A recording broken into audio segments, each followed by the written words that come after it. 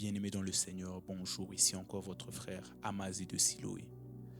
Alors, ce soir-ci, ou si c'est un jour pour vous, nous allons passer un moment dans la parole de Dieu. Et je suis sûr et certain qu'une personne va être visitée puissamment. La parole de Dieu suffit à elle seule pour raviver encore le cœur, l'esprit d'une personne en cette soirée-ci. Alors, en cette soirée-ci, nous allons parler de la présence de Dieu. Bien-aimé dans le Seigneur, il te faut avoir des moments forts dans la présence de Dieu dans cette vie des hommes. Yahweh Shama au milieu de son peuple, c'est en réalité Dieu qui est présent au milieu de son peuple. C'est Dieu qui est présent avec nous, pour nous, afin que nous puissions être des hommes et des femmes à impact. Bien-aimé dans le Seigneur, la présence de Dieu et la maternité des hommes et des femmes qui ont fait des exploits avec Dieu. Tu veux faire des exploits ici sur cette terre, tu as besoin de la présence de Dieu. Il te faut avoir la présence de Dieu pour faire des choses qu'aucune personne n'a eu à faire ici sur cette terre. En commençant par Abraham, Isaac, Jacob, Moïse, pourquoi pas Déborah? C'était des personnes qui ont fait la rencontre avec le Dieu Tout-Puissant. Voilà pourquoi dans leur génération, ils ont eu à faire des exploits. Il te faut rencontrer la présence de Dieu. Bien-aimé dans le Seigneur, comprends ceci. Tu n'as pas encore commencé à vivre tant que tu n'as pas encore eu à faire la rencontre avec la présence de Dieu. À partir du moment où tu fais la rencontre avec la présence de Dieu, là tu commences à vivre. Là tu commences à opérer. Là tu commences à exister. Mais avant cela, tu n'existais pas. Tu subsistais. Yes. Tu as besoin de la présence de Dieu. Comprenons ceci. Avant que Moïse ne puisse faire la rencontre avec la présence de Dieu, il n'était rien du tout. Il avait 40 ans. Mais toute sa vie est résumée dans 2 chapitres. Exode 1, Exode 2. Comprends ceci, bien-aimé dans le Seigneur. Avant que les chapitres de ta vie ne puissent s'étendre, il te faut d'abord faire la rencontre avec l'Esprit de Dieu, la rencontre avec la présence de Dieu. Je ne crois pas, bien-aimé dans le Seigneur, que tu es venu sur cette terre pour que vivre comme tout le monde, pour accompagner les gens. Non. Je crois que Dieu a quelque chose de spécifique et de grand qu'il a eu à placer dans ta vie. Et il n'y a que toi qui peux le faire ici sur cette terre. Alors il te faut expérimenter la présence de Dieu. Il te faut expérimenter le Dieu qui est présent et qui marche avec toi. La Bible déclare Enoch marcha avec Dieu. Après un certain moment, il ne fut plus. Bien-aimé dans le Seigneur, c'est très fort cette révélation que je vais te donner. Il te faut arriver à demeurer dans la présence de Dieu jusqu'à ce que ta propre personne puisse disparaître en vue que Dieu lui-même puisse s'exprimer au travers de toi. Yes, il te faut disparaître afin que lui-même puisse apparaître. Voilà ce que disait Jean le Baptiste. Il te faut connaître la présence de Dieu. Bien-aimés, ici sur cette terre, on ne marche pas qu'avec l'intelligence, on ne marche pas qu'avec nos propres capacités. Si tu veux marcher avec tes propres capacités, tu vas échouer. Mais si tu marches avec la présence de Dieu, rien ne pourra te résister. Imaginez juste un Dieu grand marcher avec un homme qui est impuissant. Il y aura certainement un impact. Bien-aimé dans le Seigneur, tu as besoin de la présence de Dieu. En réalité, toutes les questions là que tu te poses sur ton avenir, sur ton futur, il n'y a qu'une seule chose à savoir par rapport à la réponse. Toute réponse que tu n'as pas encore eue se retrouve dans la présence de Dieu. Si tu ne connais pas le but de ton existence, c'est que tu n'as pas encore eu à passer le temps qu'il faut dans la présence de Dieu. Parce que c'est dans la présence de Dieu que tu arrives à découvrir le but pour lequel tu as été créé ici sur cette terre. Toute personne a un but. Tout homme, toute femme a un but ici sur cette terre. Voilà pourquoi il te faut découvrir la présence de Dieu. Dans Exode chapitre 3, le verset 1 à 12, c'est l'histoire de Moïse où il a fait la rencontre avec le buisson ardent. Une rencontre a eu à transformer, à bouleverser toute sa vie. Et ce soir, je suis sûr et certain que tu vas faire une rencontre. Yes, tu vas faire une rencontre. La rencontre avec Dieu ça ne sera pas comme la rencontre que tu as eu à faire avec cet homme, avec cette femme qui a eu à te décevoir. La rencontre avec Dieu est une rencontre qui transforme les hommes faibles en hommes forts. Je me rappelle de l'histoire de Gédéon. C'était un homme très faible. Il se plaignait même après avoir rencontré un ange. Mais l'ange lui a dit, va avec la force que tu as. Vas-y, vaillant héros. Bien-aimé dans le Seigneur, ce n'est que dans la présence de Dieu que tu arriveras à découvrir la réalité de ta personne. Tu te considérais peut-être comme faible, mais lorsque tu rencontreras la présence de Dieu, tu seras bouleversé et changé en un autre homme. Comme Saül, il a rencontré la présence de Dieu, mais sa vie n'a plus jamais été la même. Il te faut rencontrer la présence de Dieu. C'est tout ce dont tu as besoin. Dans cette génération, dans ce monde-ci où les gens sont en train de se poser beaucoup de questions sur la vie, ce que va être le futur. Et toi, tu ne fais que te distraire. Non, bien-aimé dans le Seigneur. Tu as besoin de marcher avec un Dieu grand. Tu as besoin de connaître la présence de Dieu. Et ce soir, si je viens te montrer un chemin, je viens te présenter un chemin, une attitude à prendre pour arriver à expérimenter la présence de Dieu. Est-ce que tu es là ce soir? Je suis sûr que ce message va t'aider. Il va te bouleverser. Il va t'emmener à expérimenter physiquement, de manière palpable, le Dieu puissant, le Dieu qui est au milieu de son peuple, le Dieu qui accompagne les hommes, le Dieu qui emmène les hommes à le connaître profondément et intimement. C'est le désir de Dieu. Il souhaite te rencontrer. Dans le livre de Genèse, la Bible déclare que Dieu lui-même était en train de venir visiter Adam chaque soir. Cela est le désir de Dieu. Il veut te connaître. Il veut te connaître. Mais as-tu du temps pour lui? As-tu du temps pour lui?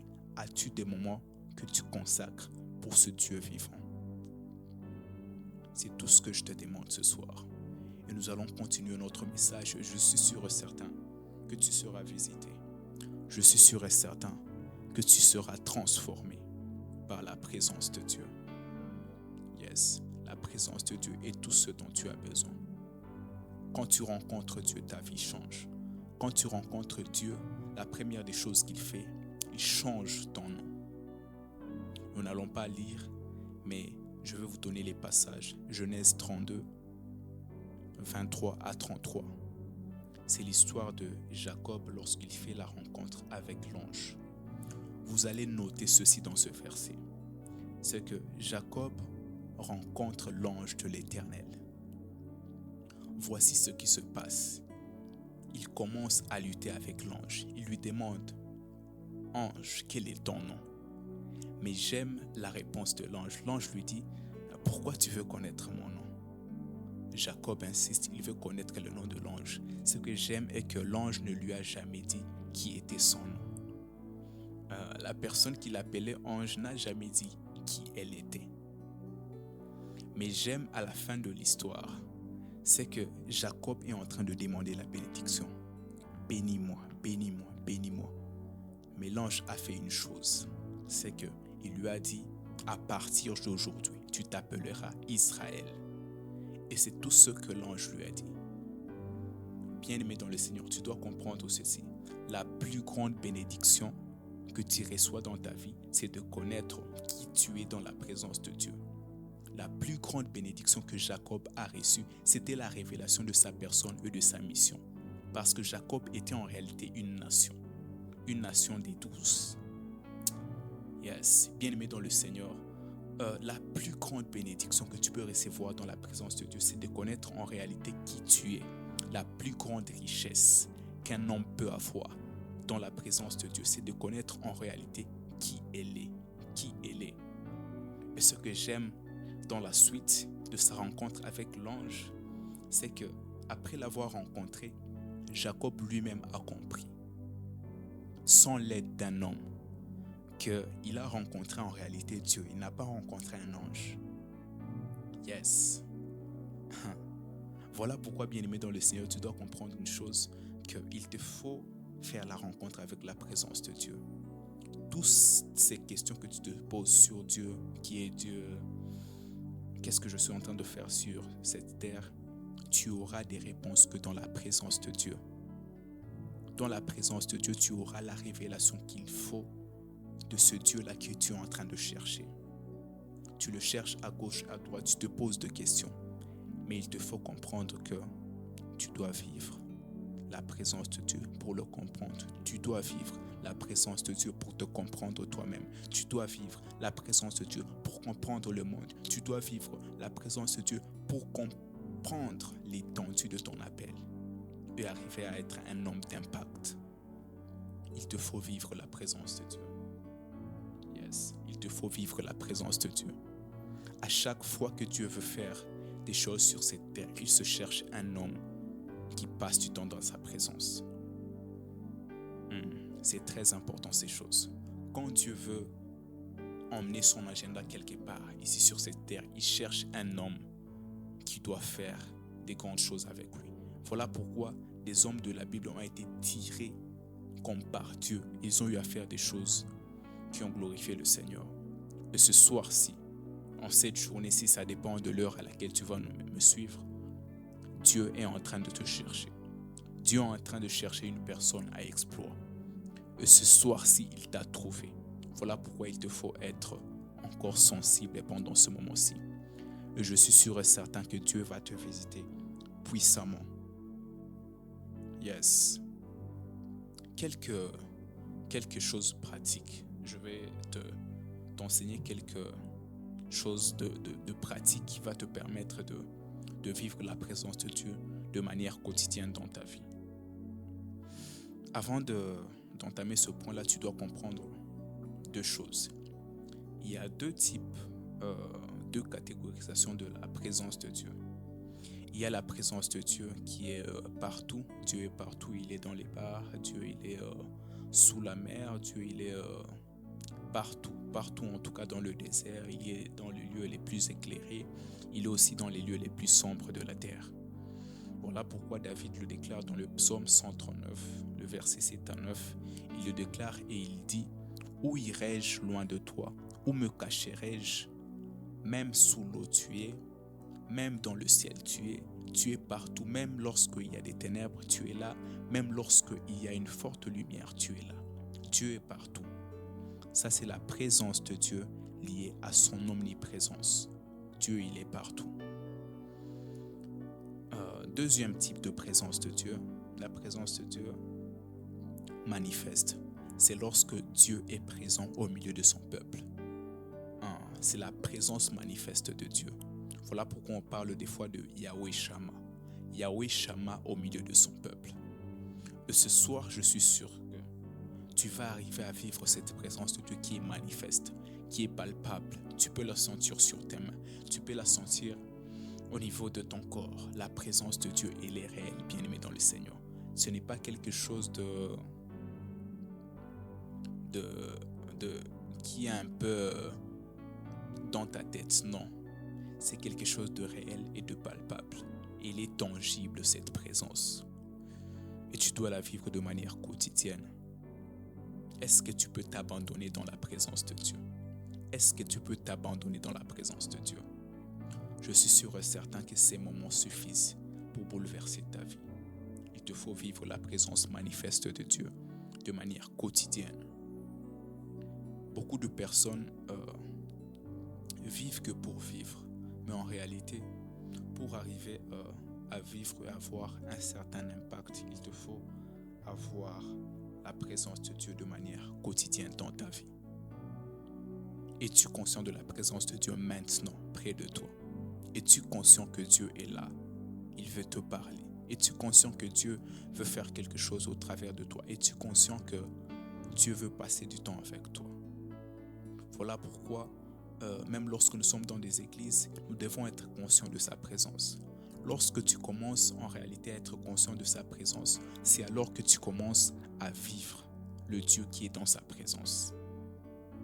Quand tu commenceras à respecter tes moments de prière, quand tu commenceras à respecter tes moments d'intimité, alors Dieu saura que tu es sérieux avec lui et il se manifestera.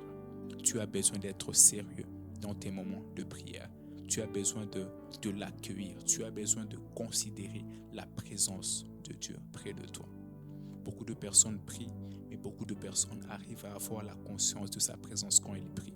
Ils prient juste pour dormir en paix, mais ils ne prient pas pour rencontrer le Dieu qu'ils sont en train de prier. Ils prient juste pour soulager leur conscience.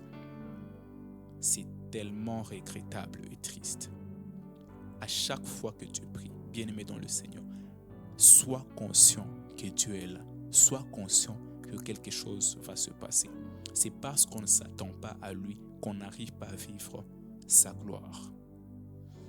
C'est parce qu'on ne s'attend pas à sa présence qu'on n'arrive pas à vivre sa présence. Bien-aimé dans le Seigneur, attends-toi à Dieu. Attends-toi à Dieu. Attends-toi à Dieu. Je suis sûr et certain qu'il va se révéler à toi. Habite sa présence. Et je suis sûr et certain que ta vie ne sera plus jamais la même. Alors, 3 choses de vraiment pratiques rapidement. Et je suis sûr que Dieu va te changer et il va te visiter. Pour vivre quotidiennement la présence de Dieu, il te faut ces 5 clés. Mais aujourd'hui, je vais parler juste de 3 choses. Et je suis sûr et certain que ces 3 choses vont bouleverser ta manière de penser sur la présence de Dieu. Pour vivre la présence de Dieu de manière quotidienne, il te faut, première chose, avoir la passion pour Dieu et pour sa présence. Avoir la passion pour Dieu et pour sa présence. Plusieurs personnes, en réalité, ils n'ont pas la passion pour Dieu. Ils n'aiment pas vivre cette présence. Mais ce soir, j'aimerais t'inviter à avoir cette passion pour Dieu et cette passion pour sa présence. La Bible déclare dans 1 Corinthiens 2, le verset 9, « Les choses que l'œil n'a point vues, les choses que l'oreille n'a point entendues, ces choses-là, il les a réservées à ceux qui l'aiment. » Bien-aimé dans le Seigneur, tu veux vivre l'intimité, tu veux vivre des grandes choses. Il te faut avoir la passion et l'amour pour la présence de Dieu. Tu dois comprendre ces choses et vivre la présence de Dieu. N'aimez pas Dieu que pour ce qu'il donne. Aimez-lui à cause de qui il est. C'est très important. Lorsque tu arriveras à ce niveau d'amour, ta vie va être bouleversée. N'aimez pas le ministère plus que Dieu. N'aimez pas l'argent plus que Dieu. N'aimez pas l'onction plus que Dieu. N'aimez pas la popularité, être vu plus que Dieu. N'aimez pas l'approbation des hommes plus que Dieu. Tu dois comprendre ces choses. Est-ce que tu aimes Dieu plus que tout? Est-ce que tu l'adores plus que tout? Es-tu prêt à donner sa vie pour lui? Est-ce que Dieu peut te confier sa présence? Tu dois l'aimer de tout ton cœur, de toute ton intelligence, de toute ton âme. Voilà de la manière à laquelle tu dois aimer Dieu pour vivre sa présence. La Bible déclare, en parlant de Gabriel, la Bible déclare que je suis Gabriel, je me tiens dans la présence de Dieu. Voilà pourquoi j'ai le pouvoir d'agir ici sur cette terre, pour avoir l'autorité gouvernementale qu'il faut pour agir et dominer sur cette terre. Tu as besoin de cette présence-là de Dieu. Tu as besoin de cette présence-là de Dieu. Voilà pourquoi en cette journée-ci, je t'invite à prendre des temps dans la présence de Dieu. Que ce soit quelque chose de journalier, de quotidien, que ce ne soit pas que des moments programmés à l'église, que ce soit des moments intentionnels de recherche de la présence de Dieu. C'est très important. La Bible déclare dans le psaume 51, 11, c'était David qui était en train de regretter. Il dit, « Éternel, ne me rejette pas loin de toi, ne me cache pas ton Saint-Esprit. » Voilà le sentiment d'une personne qui soupirait après Dieu de manière assez désintéressée. Il ne voulait que Dieu. Parce qu'il avait vu en réalité ce qui s'était passé dans la vie de Saül, une personne qui avait perdu la présence de Dieu. Sa vie a été chamboulée d'une mauvaise manière. Il est jusqu'à aller avoir des sorciers. Pourquoi? Parce que la présence de Dieu l'avait quitté. Si la présence de Dieu te quitte, qu'est-ce que tu deviendras? Voilà pourquoi tu dois soupirer après la présence de Dieu comme David. Avoir un cœur qui a soif de Dieu. David disait, « Mon âme a soif de toi, mon âme a soif du véritable Dieu. » Il avait ce désir-là d'aller dans la maison de l'Éternel, d'y demeurer jusqu'à la fin de ses jours. As-tu soif de la présence de Dieu? As-tu soif de la présence de Dieu? Tu as besoin de la présence de Dieu, bien-aimé dans le Seigneur. La présence de Dieu. Yes. Elle peut sortir une personne derrière les brebis et la faire asseoir à la table de la royauté. Yes. La présence de Dieu, elle a cette capacité-là de sortir quelqu'un dans la boue et faire asseoir la personne devant des grands. La présence de Dieu a cette capacité-là. Es-tu prêt à vivre cette présence? Es-tu prêt à vivre cette présence? Tu as besoin de la présence de Dieu. Tu es longtemps resté près des hommes. Tu as longtemps eu la présence des hommes, la compassion des hommes.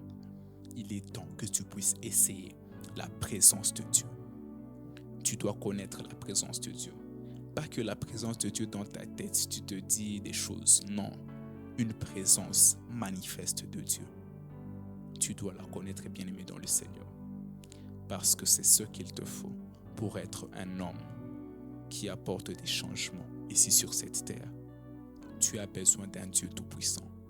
Le Dieu de Daniel, le Dieu de Shadrach, de Meshach et d'Abed-Nego, il est le Dieu vivant.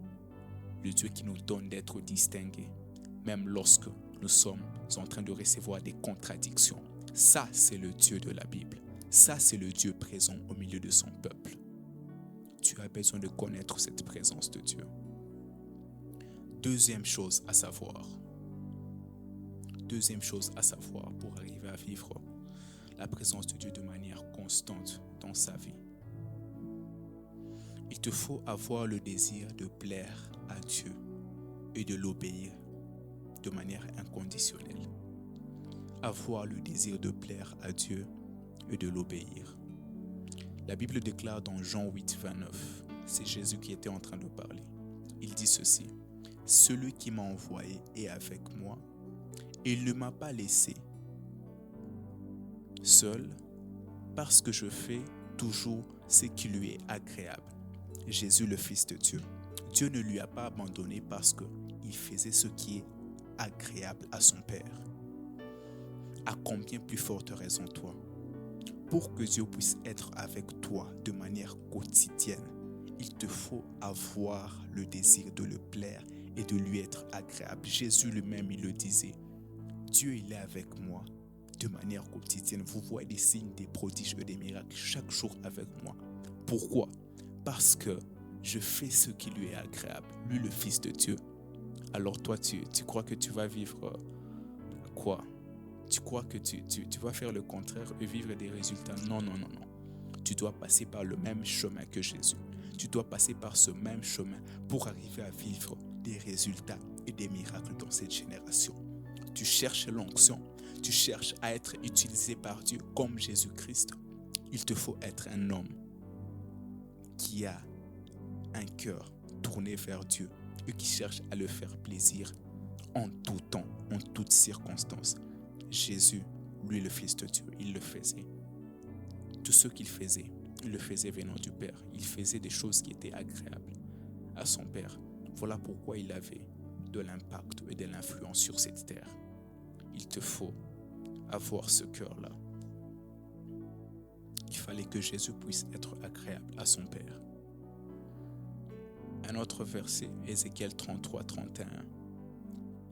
Il nous faut aimer Dieu de tout notre cœur. Troisième chose, et nous allons finir par là et nous allons prier. Et je suis sûr et certain que tu vas vivre la présence de Dieu là où tu es. Et je suis sûr et certain que ta vie va être bouleversée. Parce que cette présence-là, je suis déjà en train de la sentir là où je suis. Et je suis sûr et certain qu'elle va traverser même ce médium et arriver même là où tu es. Yes, cette présence, elle est forte. Cette présence, elle est agissante. Et je suis sûr que ta vie va être bouleversée. Je suis sûr que le Seigneur de gloire va faire son entrée. Et tu vas connaître sa présence. Sa présence est réelle. Bien-aimé dans le Seigneur, ce ne sont pas des histoires.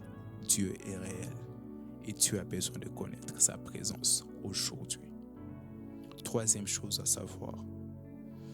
Pour vivre la présence de Dieu de manière intense dans ta vie, il te faut avoir des moments forts d'adoration et de louange et de prière intense. Bien-aimé, il te faut commencer à être sérieux avec la prière. Pas prier que parce qu'il y a eu un programme à l'église ou un programme de prière dans la famille. Il te faut avoir des moments de prière intenses dans la présence de Dieu. Psaume 63, le verset 1 à 5, nous comprenons que David, c'était un adorateur qui respectait la présence de Dieu.